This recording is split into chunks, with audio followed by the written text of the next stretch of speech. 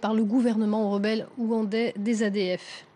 Et puis toujours en RDC, un triste anniversaire aujourd'hui. Il y a 5 ans, jour pour jour, des bulldozers du groupe minier George Forrest, l'homme d'affaires belge, détruisaient des centaines d'habitations au Katanga, dans le sud-est du pays, jetant des milliers de personnes à la rue. À l'époque, la multinationale, en conflit avec des creuseurs, des mineurs artisanaux, a employé les grands moyens, des moyens violents. C'est ce que dénonce un rapport publié aujourd'hui par Amnesty International.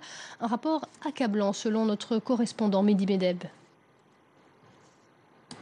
L'ONG en a maintenant la certitude, l'une des branches de Forest International a rasé à l'époque près de 400 habitations et commerces. Dans son rapport, les enquêteurs publient des photos de Kawama situées juste à côté de la mine exploitée à l'époque par la multinationale. Des photos satellitaires sont également produites.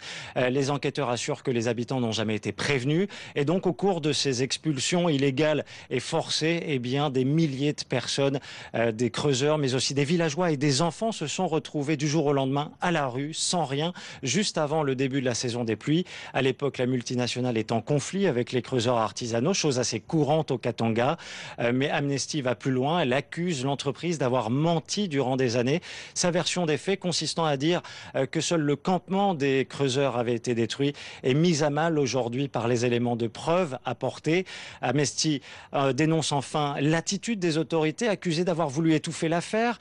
Une enquête a été ouverte par le parquet de Lubumbashi, mais il n'y a jamais eu de suite au niveau de la justice congolaise. Forrest se défend en assurant que 500 000 $ ont été déboursés pour les creuseurs, mais 5 ans après, des centaines de villageois attendent toujours réparation pour les dommages subis.